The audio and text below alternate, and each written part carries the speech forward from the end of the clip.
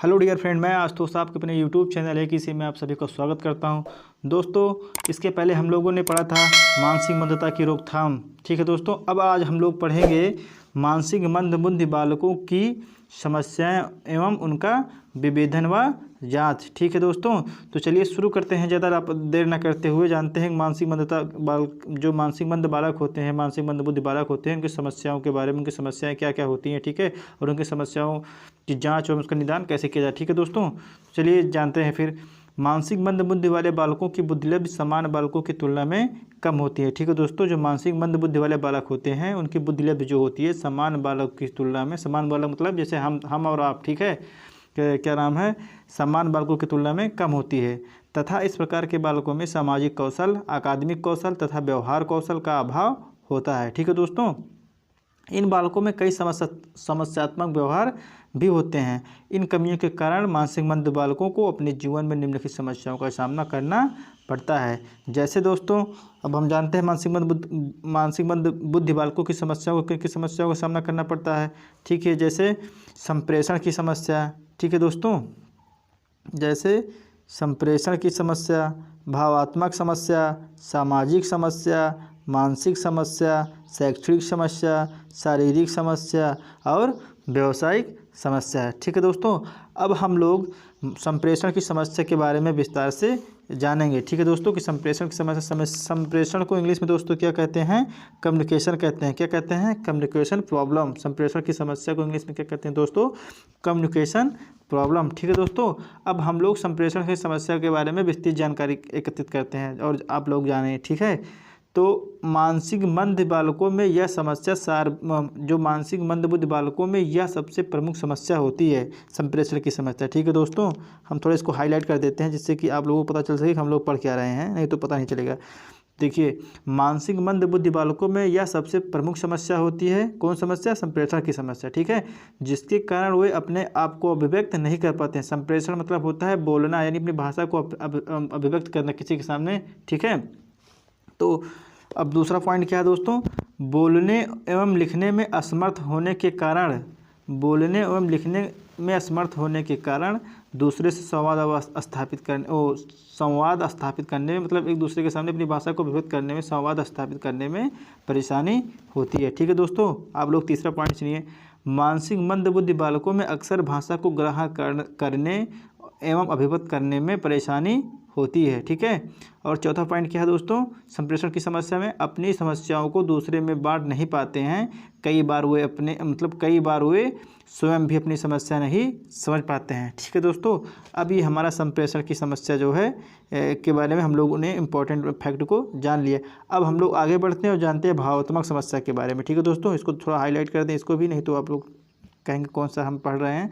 तो भावात्मक रूप से अस्थिर होने के कारण जो मानसिक मंदबुद्धि बालक होते हैं वो भावात्मक रूप से अस्थिर होने के कारण ये गलत जगह एवं गलत समय पर अपने संवेगों को प्रकट करते हैं। देखो, संवेग जो है, संवेग जैसे बालक का गुस्साना या बालक का हंसना खेलना, ये सब संवेग हैं। ठीक है दोस्तों, जो बालक अपने जो है शारीरिक अनुभूति से प्रकट, मतलब शारीरिक अनुभूति के द्वारा प्रकट करता है, जैसे हंसना मुस्काना, अपने ज्ञानेंद्रियों द्वारा जो उसकी संभावनाओं को, अपने विचारों को प्रकट करता है, वही संवेग होता है एक प्रकार से। ठीक है दोस्तों, ये देसी हिंदी शब्दों में, देसी एकदम प्योर देसी शब्दों में आप लोगों को बता रहे हैं। जैसे जैसे मानसिक मंद बुद्धि बालक हो या कोई भी व्यक्ति हो, अगर वो अपने ज्ञानेंद्रियों द्वारा कोई चीज़ प्रकट करता है, ठीक है, तो वो एक संवेग होता है, चाहे गुस्सा हो या क्या कहते हैं हंसना हो या रोना हो, एक प्रकार का ये संवेग है। ठीक है दोस्तों, अब देखिए हम उसका दूसरा तीसरा पॉइंट जानते हैं। जिन बालकों में, अभी भावात्मक समस्या के बारे में हम लोग जान रहे हैं दोस्तों, तो जिन बालकों में मानसिक मंदता की तीव्रता अधिक होती है वे स्वयं को अक्षम जानकर प्रायः निराशा एवं कुंठा पाल लेते हैं। ठीक है दोस्तों, अब हम अगला पॉइंट जानते हैं। प्रायः ईर्ष्या मतलब होता है गुस्सा, ठीक है, द्वेष, जलन, ठीक है, मतलब एक दूसरे के प्रति जलन आदि संवेगों के कारण ये एक दूसरे से मतलब जलन आदि संवेगों के कारण ये दूसरे बालकों से आसानी से घुल मिल नहीं पाते हैं। ठीक है दोस्तों, अब हम लोग आगे बढ़ते हैं। अब जानते हैं सामाजिक समस्या से संबंधित। ठीक है दोस्तों, एक सेकेंड दोस्तों, इधर एक सेकेंड, ये सही चल नहीं रहा है, तो सामाजिक समस्या। ठीक है दोस्तों, तो सामाजिक समस्या में हम लोग जानते हैं इसको इंग्लिश में क्या बोलते हैं दोस्तों, सोशल प्रॉब्लम। क्या बोलते हैं दोस्तों, सोशल मतलब होता है सामाजिक, और प्रॉब्लम मतलब तो आप लोग जानते ही हैं समस्या होता है। तो मानसिक मंदबुद्धि बालकों में सामाजिक अंतःकरण कम होने के कारण ये सामाजिक क्रियाकलापों में भाग नहीं ले पाते हैं। और दूसरा पॉइंट क्या है दोस्तों, ये किसी सामाजिक समूह में स्वयं को समायोजित कर पाने में असमर्थ होते हैं, क्योंकि इनके लिए समूहों के मानदंडों, अपेक्षाओं आदि को समझ पाना संभव नहीं है।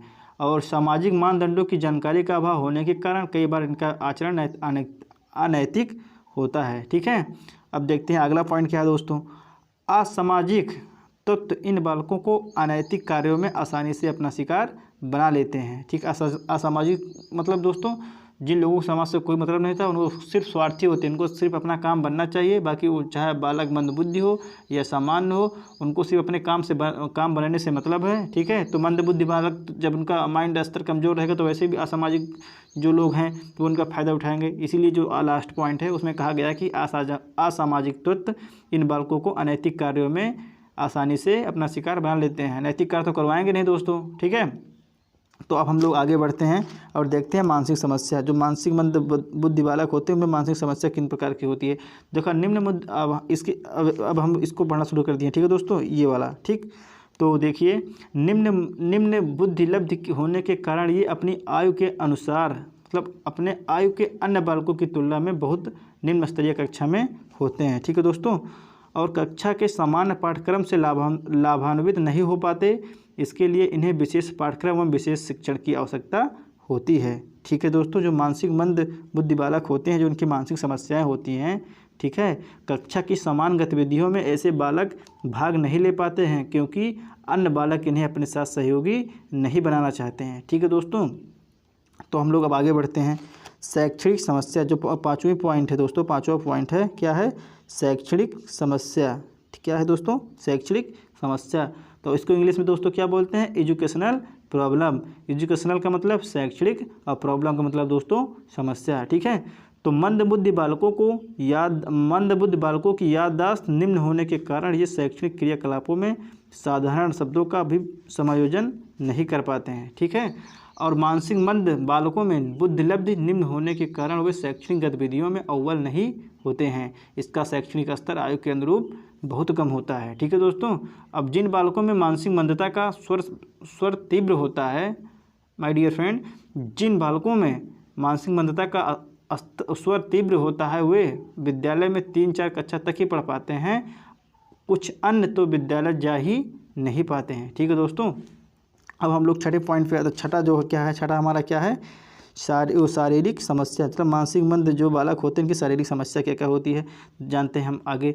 देखो शारीरिक समस्या को इंग्लिश में क्या बोलते हैं दोस्तों, फिजिकल प्रॉब्लम। क्या बोलते हैं दोस्तों, फिजिकल प्रॉब्लम। फिजिकल का मतलब होता है शारीरिक, और प्रॉब्लम मतलब आपको पता ही है क्या होता है, समस्या। ठीक है, तो हम लोग जानते हैं इसका क्या क्या पॉइंट महत्वपूर्ण है। तो प्रायः मानसिक मंदबुद्धि बालक शारीरिक रूप से कमजोर एवं असमर्थ होते हैं। क्या होते हैं दोस्तों, प्रायः मानसिक मंद बुद्धि बालक शारीरिक रूप से कमजोर एवं असमर्थ होते हैं। कुछ बालकों के साथ मांसपेशी और तनाव की समस्या होती है, जिसके फलस्वरूप वे अपने दैनिक जीवन के कार्यों को करने में कठिनाई महसूस करते हैं। ठीक है, गंभीर एवं अति गंभीर श्रेणी के मंदबुद्धि बालक अपने दैनिक जीवन के कार्य जैसे कपड़े पहनना, भोजन करना, नहाना, ब्रश करना आदि कार्यों से असमर्थ होते हैं। आप लोगों ने अपने आसपास देखा होगा जो मानसिक मंदबुद्धि बालक होते हैं वो ना तो ढंग से कपड़ा पहन पाते हैं, ना भोजन कर पाते हैं। अगर भोजन मिल गया तो ठीक है, नहीं मिल गया तब भी ठीक है। और नहाने के लिए उनको कोई चिंता फिक्र नहीं होती है। अगर ना कोई नहला दिया तो ठीक है, नहीं तो कोई बातें नहीं है। ठीक है, क्योंकि भाई वो विशेष बच्चे होते हैं। ठीक है, और फिर आगे वाला पॉइंट हम लोग देखते हैं। कम तीव्रता वाले मानसिक मंद बालक, जो कम तीव्र वाले मानसिक मंद बालक होते हैं अपने कार्य स्वयं कर लेते हैं, लेकिन इन्हें आवागमन में असुविधा होती है। ठीक है, क्योंकि इनमें थोड़ा बहुत समझने सोचने की शक्ति होती है, लेकिन अभी समान बच्चों की तरह तो होंगे नहीं, क्योंकि अगर समान बच्चे होते तो उनको मानसिक मंद बालक क्यों कहा जाता है दोस्तों। ठीक है, और ये वाहन चलाना, भारी मशीनों का उपयोग तथा अन्य आवश्यक घरेलू उपकरणों का उपयोग नहीं कर पाते हैं। ठीक है दोस्तों, हम लोग आगे बढ़ते हैं। सातवां क्या है, व्यावसायिक समस्या। इस सब व्यावसायिक समस्या में क्या है दोस्तों, इसको इंग्लिश में क्या बोलते हैं दोस्तों, इसको बोलते हैं वोकेशनल प्रॉब्लम। क्या बोलते हैं दोस्तों, वोकेशनल प्रॉब्लम। वोकेशनल मतलब व्यावसायिक, प्रॉब्लम मतलब समस्या है। ठीक है, अब जानते हैं हम। अधिक तीव्रता वाले मानसिक मंद बालक किसी भी व्यवसाय में नहीं जा सकते। मतलब जो अधिक तीव्रता वाले जो मानसिक मंद बालक होते हैं तो किसी भी व्यवसाय में नहीं जा सकते, अतः वे आर्थिक रूप से सदैव दूसरों पर निर्भर रहते हैं। ठीक है। मंदबुद्धि बालकों में व्यवसायिक प्रतिस्पर्धा का अभाव होता है। मानसिक मंदबुद्धि बालक समान व्यवसायों के अनुपात दोस्तों व्यवसायों के उपयुक्त नहीं होते हैं। कुछ गिने चुने व्यवसाय ही इनके लिए उपलब्ध होते हैं। मतलब देखिए जो जिनका जो है क्या नाम है मंदबुद्धि जिनमें बहुत कम होती है, जैसे थोड़ा बहुत जो मंदबुद्धि होते हैं बालक, उनको थोड़ा वो व्यवसायिक काम कर सकते हैं, लेकिन उनका व्यवसाय अलग होता है, सभी व्यवसायिक कार्य वो नहीं कर सकते। कुछ जैसे इसमें बताया गया है, क्या बताया गया दोस्तों, आप लोगों को बता रहे हैं, कुछ गिने चुने व्यवसाय ही इसके लिए उपलब्ध होते हैं, जैसे कुर्सी बनाना, अगरबत्ती बनाना, पेपर के लिफाफे बनाना, ऑफिस फाइल बनाना आदि। ठीक है। ऐसे बालक अपने व्यवसाय में किसी प्रकार की नवीनता एवं समय के साथ परिवर्तन ला पाने में असमर्थ हैं। ठीक है दोस्तों। अब हम लोग आगे बढ़ेंगे और जानेंगे जांच, मतलब मानसिक मंद बुद्धि बालकों की जांच कैसे की जाए, कैसे पता चले कि ये लोग मानसिक मंद हैं। ठीक है दोस्तों। तो हम लोग आगे बढ़ते हैं, एक सेकंड दोस्तों, हम लोग आगे बढ़ते हैं।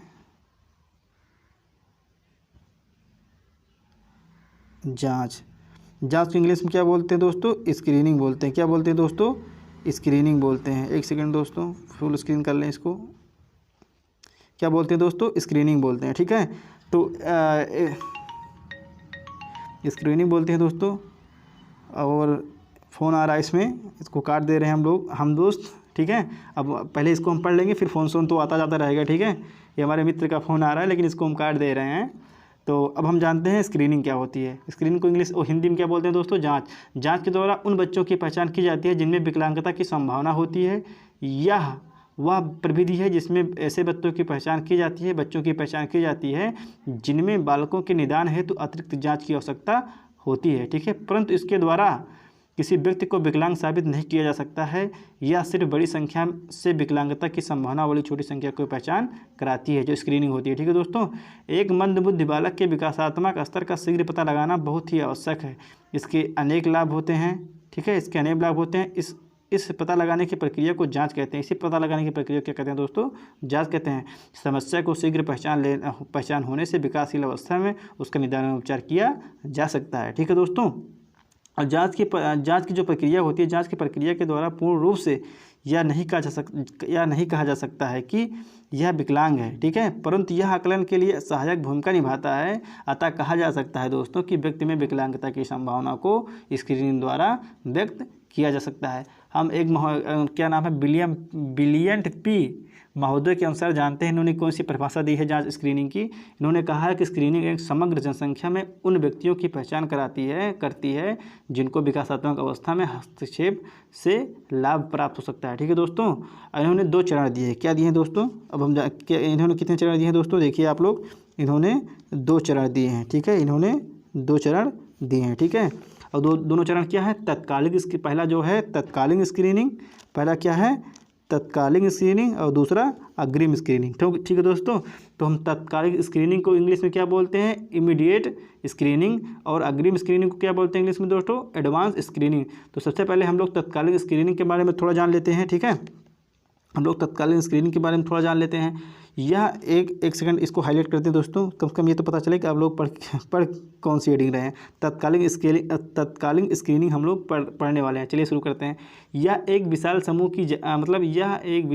समूह में की जाती है। जो तत्कालीन स्क्रीनिंग है, यह एक विशाल समूह में की जाती है। यह सूक्ष्म रूप से सामान्य या आगत प्रक्रिया है जो समस्या अथवा बीमारी को समान करने की कोशिश मात्र है। ठीक है। अब हम लोग दूसरा पढ़ते हैं। दूसरे में क्या है दोस्तों? ये अग्रिम स्क्रीनिंग। क्या अग्रिम स्क्रीनिंग पढ़ते हैं? एक सेकंड दोस्तों, अब इसको बनाते हैं ताकि लगे कि हाँ यही वाला पढ़ रहे हैं। अग्रिम स्क्रीनिंग। ठीक है। इसको इंग्लिश में क्या बोलते हैं? हमने क्या बताया था? Advance screening. ठीक है। यह व्यक्तिगत तौर पर विस्तृत आकलन एवं पहचान करने की कुछ महंगी एवं विस्तृत प्रक्रिया है जो यह पता करती है कि समस्या कहाँ है। ठीक है दोस्तों। अब हम जानते हैं स्क्रीनिंग की अवस्थाएं। क्या जानते हैं दोस्तों? स्क्रीनिंग की अवस्थाएं। पहले हम आगे बढ़ते हैं। स्क्रीनिंग की अवस्थाएं।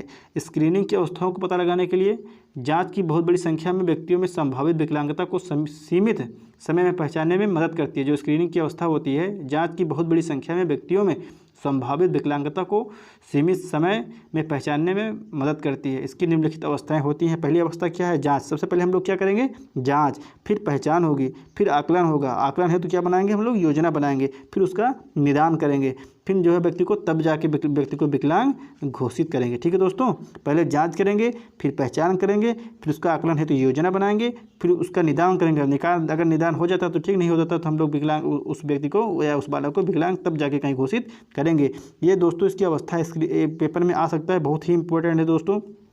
हमने ज़्यादातर इंपॉर्टेंट अभी तक हमने अब थ्योरी की तरह आप लोगों को पढ़ाया है इंपॉर्टेंट, लेकिन मैं बता रहा हूँ ये बहुत ही इंपॉर्टेंट है दोस्तों। ये स्क्रीनिंग की अवस्था आ सकती है और आप लोगों को इसको क्या कहते हैं सेटिंग करने के लिए कहा जाता है कि कौन कौन सी कैसे कैसे इसका सिस्टम रहेगा। ठीक है, तो जांच पहले रहेगा, फिर पहचान रहेगी, फिर आकलन हेतु योजना रहेगा, फिर निदान रहेगा, फिर विकलांग घोषित किया जाएगा बालक। ठीक है, अब स्क्रीनिंग करता क्या है दोस्तों? स्क्रीनिंग करता जो है पहले हम लोग इसके बारे में जान लेते हैं, तो उसके बाद स्क्रीनिंग करते तक पहुँचते हैं। थोड़ा इसके बारे में भी और जान लेते हैं।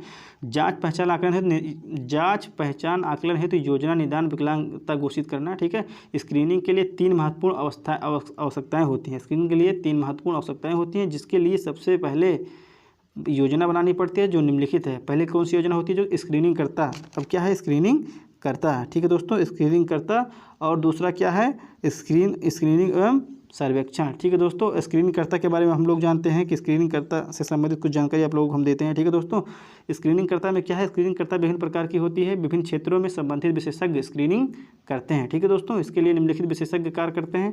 पहला डॉक्टर, जिसको हम इंग्लिश में हिंदी में क्या बोलते हैं दोस्तों? चिकित्सक।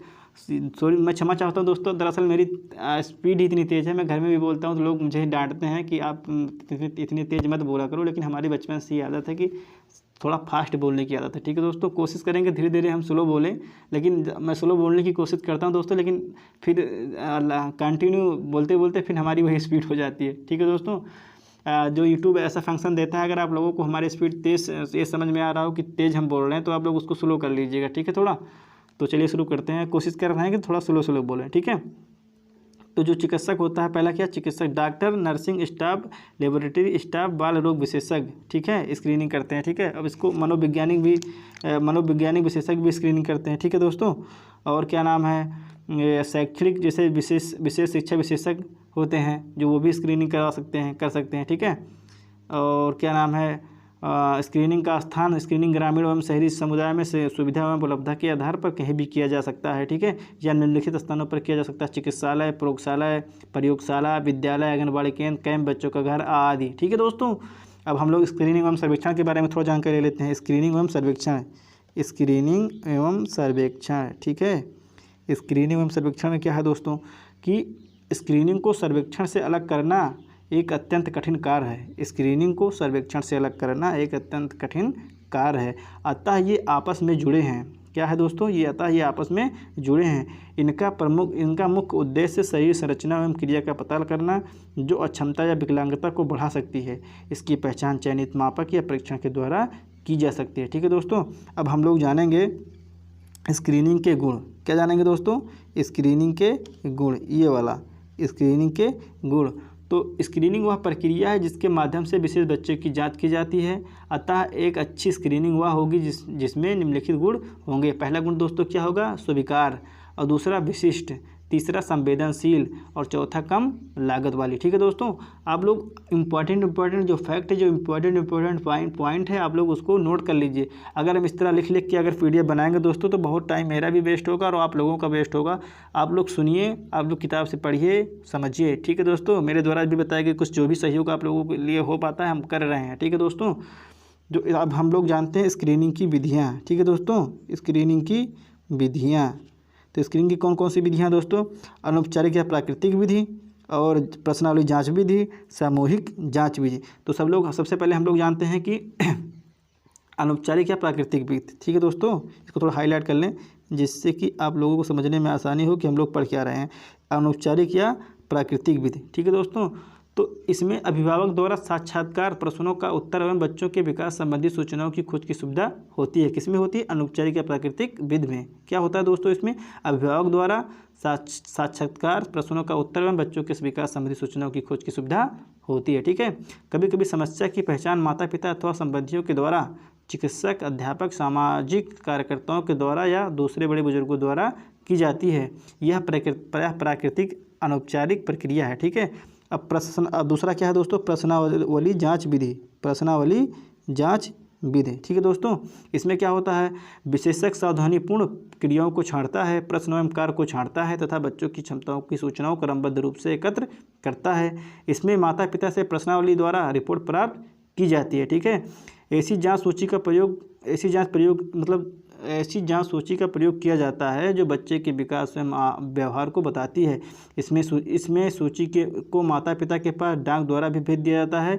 इन सूचनाओं से स्क्रीनिंग आंकड़े प्राप्त किए जाते हैं जिससे उनकी जानकारी और मूल्यांकन किया जाता है। ये कम खर्चीली और विश्वसनीय विधि है। इसे प्रश्नावली जांच विधि कहते हैं। ठीक है दोस्तों। अब हम लोग ये 3 नंबर वाली जानते हैं, सामूहिक जांच विधि। सामूहिक जांच विधि, ठीक है। सामूहिक जांच विधि, इसमें क्या होता है, इसमें सीधे तौर पर बच्चे के विकास एवं व्यवहार का अवलोकन किया जाता है। इसमें स्क्रीनिंग का मुख्य लक्ष्य समस्याग्रस्त व्यक्ति को छांटना है। इससे वंचित बच्चों की जनसंख्या के लक्ष्य मानकर विवरण दिया जाता है। ठीक है। अब हम लोग आगे बढ़ते हैं दोस्तों। ठीक है।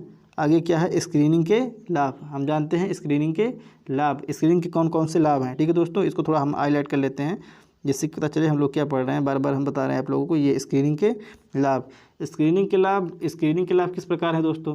देखिए स्क्रीनिंग एक प्रकार की, पहले हम फिर आप लोगों को शुरू से बता दे रहे हैं थोड़ा सा इसके बारे में। स्क्रीनिंग एक प्रकार की जांच प्रक्रिया है। स्क्रीनिंग के मतलब ही जांच होता है। ठीक है दोस्तों। स्क्रीनिंग का मतलब ही जांच होता है। तो स्क्रीनिंग एक प्रकार की जांच प्रक्रिया है जिसके द्वारा समान बच्चों के समूह में विकलांग व अक्षम बच्चों को छांटकर अलग किया जा सकता है। स्क्रीनिंग के अनेक लाभ हैं। ठीक है। अब इसके लाभ आप लोग जानिए। ठीक है। स्क्रीनिंग से मतलब स्क्रीनिंग या जांच, स्क्रीनिंग को हिंदी में जांच ही कहते हैं। स्क्रीनिंग जो है एक इंग्लिश शब्द है। ठीक है दोस्तों। तो स्क्रीनिंग से संभावित समस्याओं की पहचान करने में सहायता होती है। यह घर घर जाकर सर्वेक्षण का सरलीकरण है। यह जल्दी एवं कम लागत में होने वाली प्रक्रिया है। दोस्तों हम स्क्रीनिंग के लाभ के बारे में आप लोगों को बता रहे हैं। ठीक है। इसके द्वारा समाज में छुपे हुए साधारणता न पहचाने जाने वाले विकलांगों की भी पहचान हो जाती है। ठीक है। इसके द्वारा समय में काफ़ी मात्रा में विकलांगों की पहचान की जा सकती है। कम समय में काफ़ी मात्रा में विकलांगों की पहचान हो जाती है। इसके द्वारा बच्चों में विकासात्मक देरी का भी पता लगाया जा सकता है। ठीक है। यह समस्याओं की शीघ्र पहचान के लिए सहायक होती है स्क्रीनिंग जो होती है। ठीक है। अब स्क्रीनिंग से हानि, अब हम लोग जानेंगे स्क्रीनिंग से हानि क्या है। तो देखिए चूँकि सभी स्क्रीनिंग जांच परिवेश एवं संस्कृति पर आधारित होती हैं। जो स्क्रीनिंग होती है सभी स्क्रीनिंग जांच परिवेश एवं संस्कृति पर आधारित होती हैं। ठीक है। इनकी उपयोगिता कहीं ठीक से होती है तो कहीं नहीं होती है। अतः स्क्रीनिंग से अनेक हानियाँ होती हैं। ठीक है। अब वो हानियाँ कौन कौन सी हैं वो आप लोगों को हम बता रहे हैं। सभी स्क्रीनिंग उपकरण विश्वसनीय नहीं होते हैं। ठीक है। जो सभी स्क्रीनिंग उपकरण होते हैं वो विश्वसनीय नहीं होते हैं। कभी कभी विकलांगता के क्षेत्र में अप्रशिक्षित कार्यकर्ता इसका प्रयोग गलत ढंग से करने लगते हैं जिससे परिणाम गलत आता है। ठीक है। अब आगे हम लोग देखते हैं अनुपयोगी स्क्रीनिंग उपकरण के प्रयोग करने पर गलत जानकारियाँ प्राप्त होती है। मतलब उपयोगी रहेगी तो सही जानकारी प्राप्त होगी और अनुपयोगी स्क्रीनिंग करोगे तो गलत ही जानकारी प्राप्त होगी। तो जाहिर सी बात है। ठीक है। इसका प्रयोग विशाल समुदाय में करने पर कभी कभी उद्देशित व्यक्ति की पहचान नहीं हो पाती है। ठीक है। और आगे क्या है, यदि स्क्रीनिंग उपकरण सामाजिक एवं सांस्कृतिक आधार पर तैयार ना हो तो पहचान की उपयोगिता नहीं रह जाती है। ठीक है। अब जांच की सीमाएं क्या दोस्तों, जांच उपकरण की सीमाएं के बारे में थोड़ा हम जान लेते हैं। एक सेकंड, ये जांच उपकरण की सीमाएं के बारे में हम लोग जान लेते हैं। इधर कट करते हैं और ये जांच उपकरण की सीमाएं क्या हैं। देखिए जांच उपकरण की सीमाएं, सभी जांच उपकरण विश्वसनीय नहीं होते हैं। जैसे आप लोगों को हम पहले बता चुके हैं। इसको थोड़ा हाईलाइट कर लें दोस्तों। ये पढ़ के आ रहे हैं हम लोग ये। ठीक है। इसको थोड़ा कलर चेंज कर दें एक सेकेंड, जिससे कि थोड़ा कलर अलग रहेगा तभी तो हाईलाइट प्रतीत होगा। ठीक है दोस्तों। अब इसको हाँ ठीक सही तो ठीक है।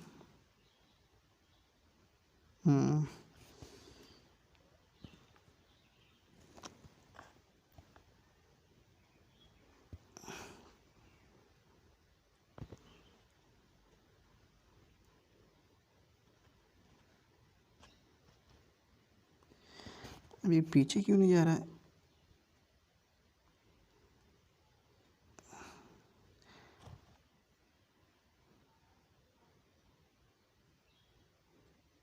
ठीक दोस्तों, थोड़ा दिक्कत हो गई थी।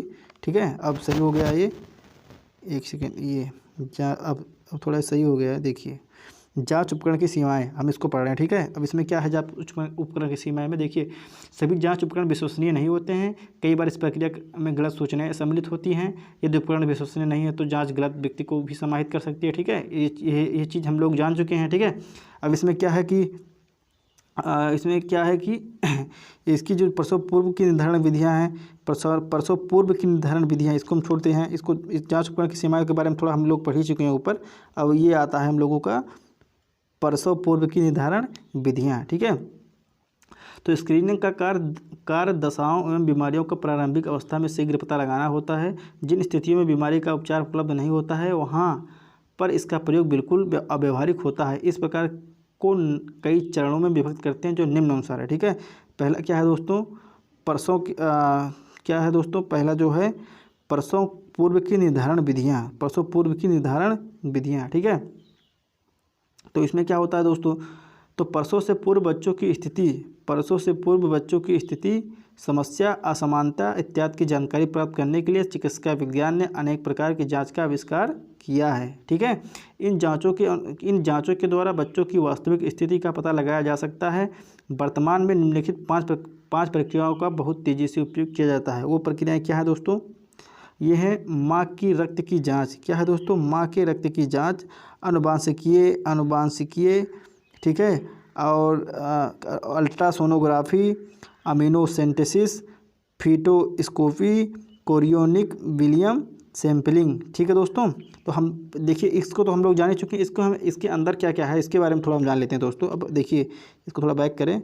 अब इसको देखिए, माँ के रक्त की जाँच, इससे संबंधित थोड़ा जानकारी आप लोग को हम दे दें। ठीक है, इससे संबंधित जानकारी क्या है दोस्तों, कि देखिए, इसमें कई चीज़ों का पता करके उससे संबंधित होने वाली मानसिक मंदता को सही समय पर उपचार कर रोका जा सकता है। जो माँ के रक्त की जो जांच होती है, रक्त मतलब होता है ब्लड या खून दोस्तों, तो जो माँ का रक्त होता है, ठीक है, इस माँ का जो रक्त होता है, इससे कई प्रकार की चीज़ों का पता करके उससे संबंधित होने वाली मंदता को सही समय पर उपचार कर रोका जा सकता है। ठीक है, जैसे रक्त परीक्षण में माता के हीमोग्लोबिन होता है माता के अंदर, स्तर का पता लग करके रक्त अल्पता का पता लगाया जा सकता है। ठीक है, तो रक्त में शर्करा का पता लगाकर, जो रक्त में शर्करा होती है, जिसे रक्त में शर्करा का पता लगाकर मधुमेह का पता लगाया जा सकता है। ठीक है, रक्त में BDRL, जो BDRL का परीक्षण होता है, रक्त में BDRL का परीक्षण, जिससे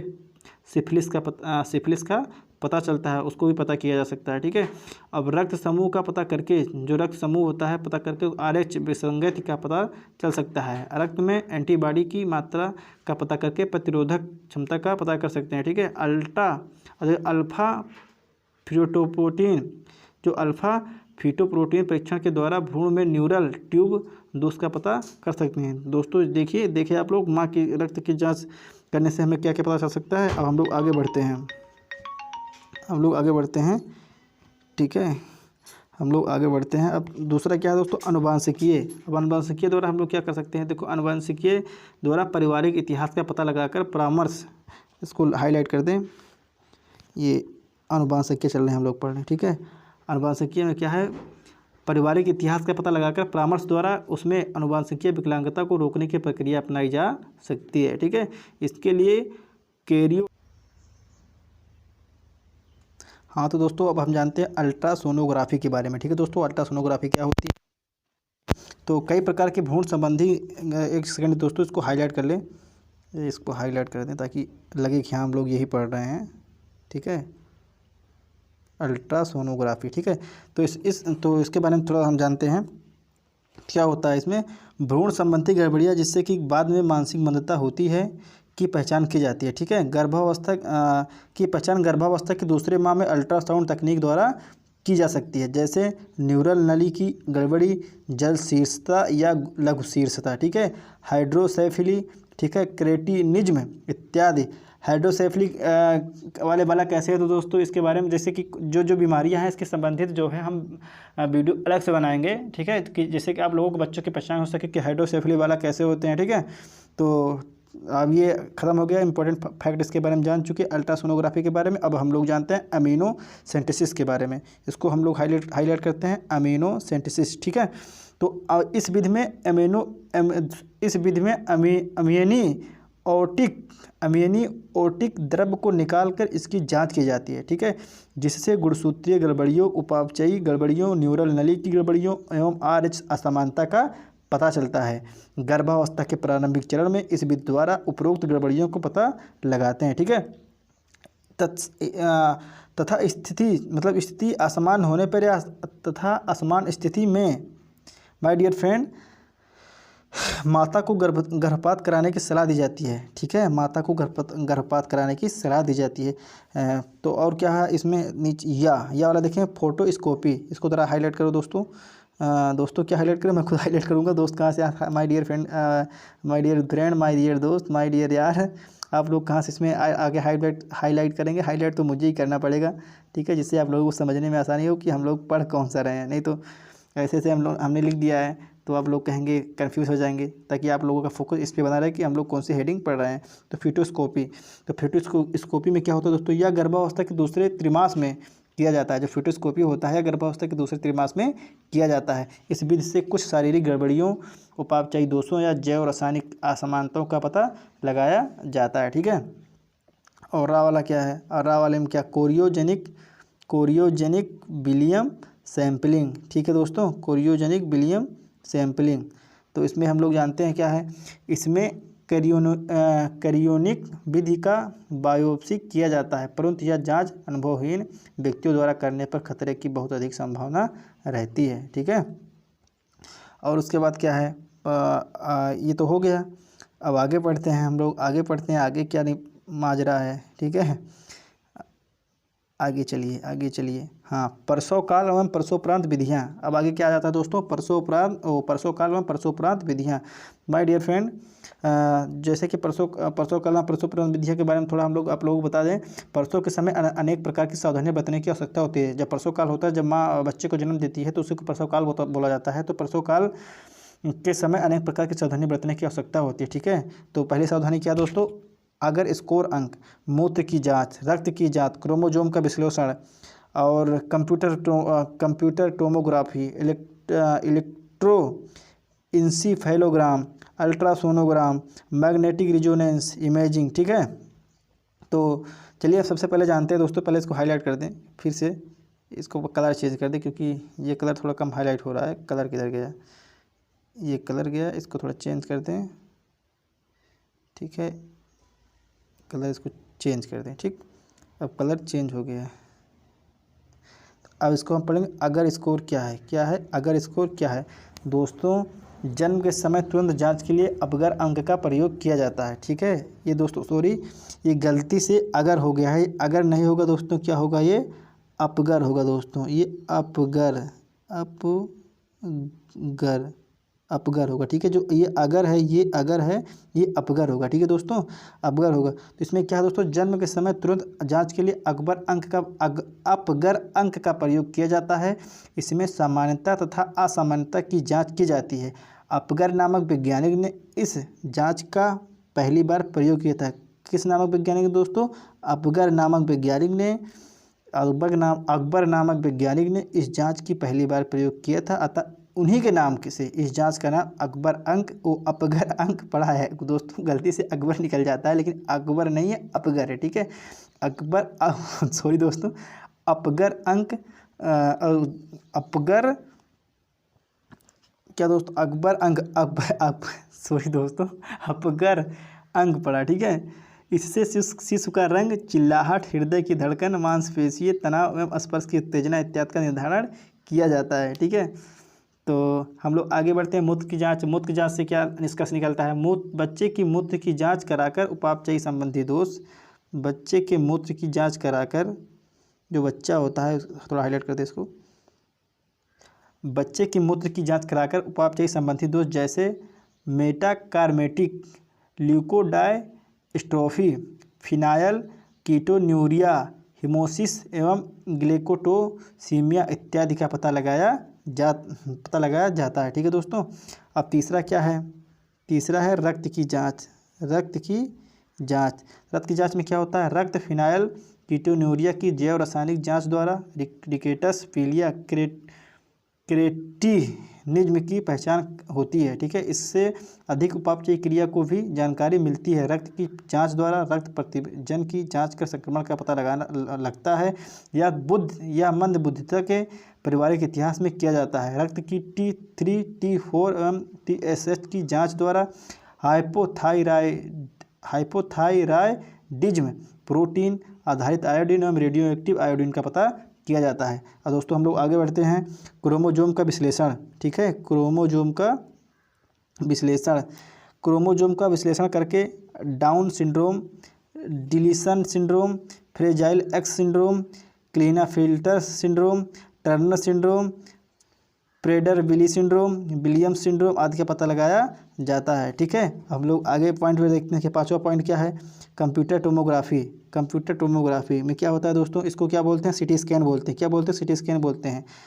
तो इसको कंप्यूटर टोमोग्राफी क्या बोलते हैं, तो सिटी स्कैन बोलते हैं। इस प्रक्रिया द्वारा सिटी स्कैन से पोरेनसेफली, कार्पस कैलोसम का ना होना, ट्यूबरोस स्क्लीरोसिस इत्यादि का पता कर सकते हैं। ठीक है, मस्तिष्क के सीटी स्कैन में खोपड़ी की विशेषताएं, विभिन्न संरचनाएं एवं रेडियो घनत्व का पता चलता है। सीटी स्कैन में केंद्रीय स्नायु तंत्र की असमानताएं जैसे ऊतकों में एनेक्सिया, होलोप्रोसिनोसेफेली, कार्पस कैलोजम की वृद्धि न होना, ठीक है, अनाल्ड चोरी का असमान होना, जन्मजात शिष्ट वर्गीकरण इत्यादि का पता करते हैं। ठीक है, अब छठवां पॉइंट क्या है दोस्तों, छठवां पॉइंट हमारा है, एक सेकेंड, छठवां पॉइंट हमारा है इलेक्ट्रोइंसीफेलोग्राम। इसमें हम लोग देखते हैं इसमें क्या होता है, इसे शॉर्टकट में क्या बोलते हैं दोस्तों, इसे शॉर्टकट में बोलते हैं EEG। क्या बोलते हैं दोस्तों, EEG,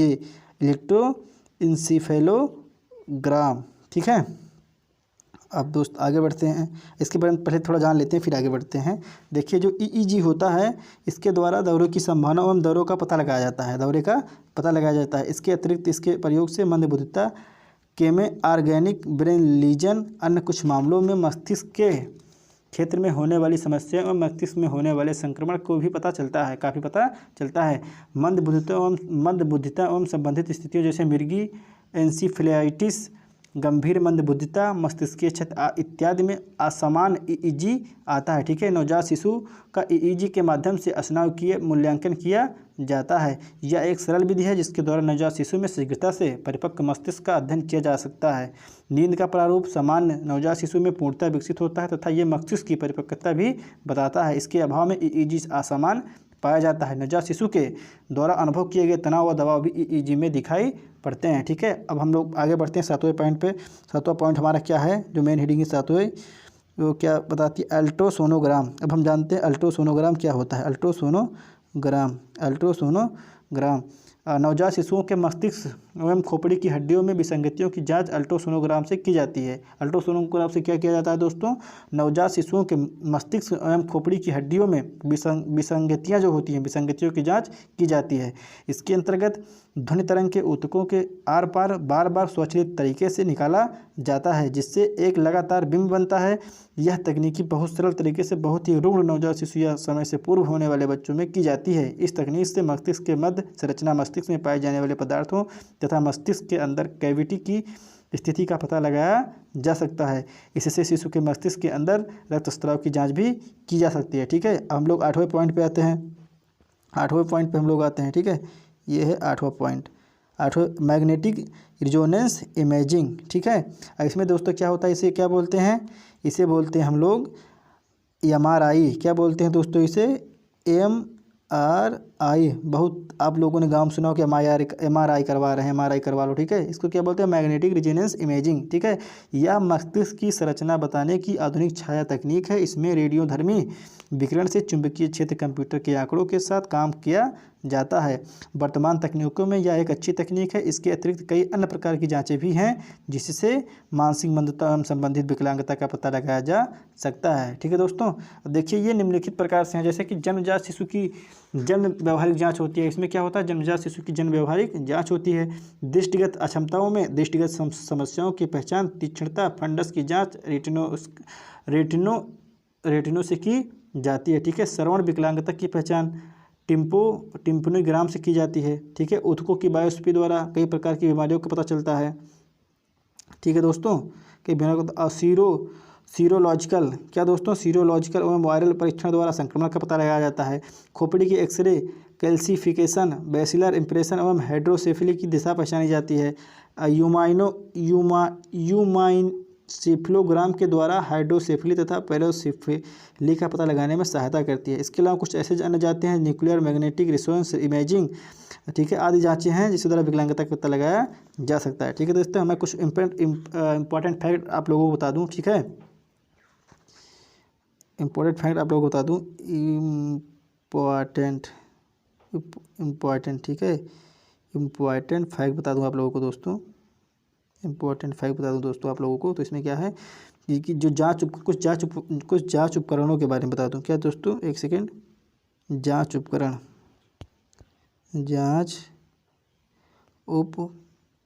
के बारे में। ठीक है, जांच उपकरण के बारे में, तो कुछ जांच उपकरण के बारे में आप लोगों को बता दूं दोस्तों।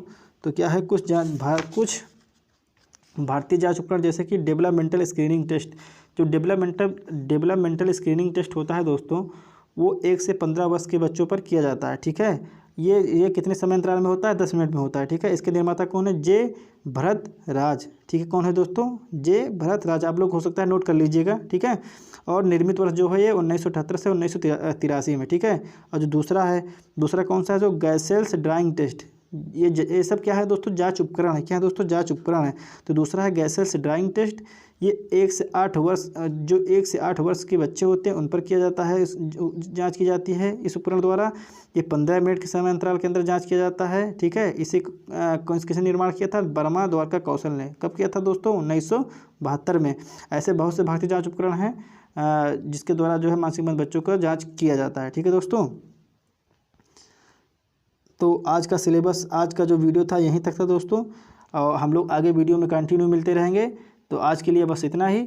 जय हिंद, जय भारत।